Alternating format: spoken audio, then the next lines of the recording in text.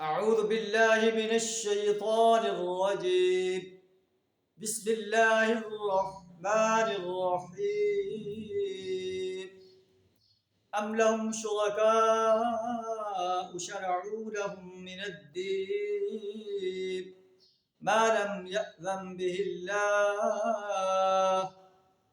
ولولا كلمة الفصل لقضي بينهم وَإِنَّ الظَّالِمِينَ لَهُمْ عَذَابٌ أَلِيمٌ.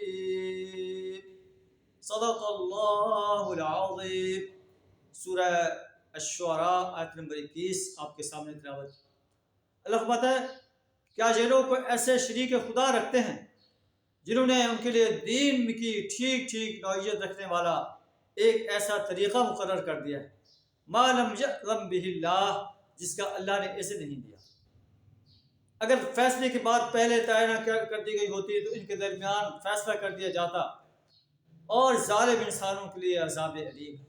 اس میں شرکاء سے مراد وہ شرکاء ہیں جنہیں انسانیت نے شریک فی الحکم قرار دیا ہے، اللہ کی حاکمیت میں شریک قرار دیا کہ اللہ نے جو دین کا نظام مقرر کیا ہے، یہ شرکاء بھی ایک اور نظام مقرر کیے ہوئے ہیں سیاست کے بارے میں، عدالت کے بارے میں، ثقافت کے بارے میں، اور اسی طرح معاشرتی اقدار کے بارے میں.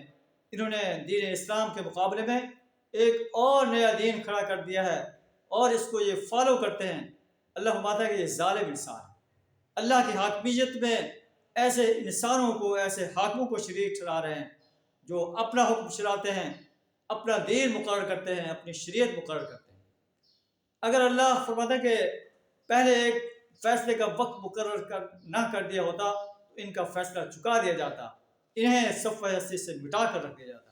یہ ظالم انسان ہیں. ظالم انسانوں کے لیے عذاب علیم ہے. ایسے ظالموں کو آپ دیکھیں گے کہ اپنے ان کرتوتوں کی وجہ سے ڈر رہے ہوں گے اس عذاب سے جو ان پر واقع ہونے والا ہوگا. لیکن اس کے برعکس جو ایمان لائے اور بڑے سارے کرتے رہے، فی روضات الجنات، وہ جنت کے گلستانوں میں ہوں گے. ان کے لیے ہر وہ چیز ہوگی ان کے رب کے ہاں جو وہ چاہیں گے. ذالک هو الفضل الکبیر، یہ فضل کبیر. اللہ سے دعا ہمیں فضل کبیر کا اپنی رحمت سے مستحق بنائے، عذاب علیم سے اپنی پناہ عطا فرمائے.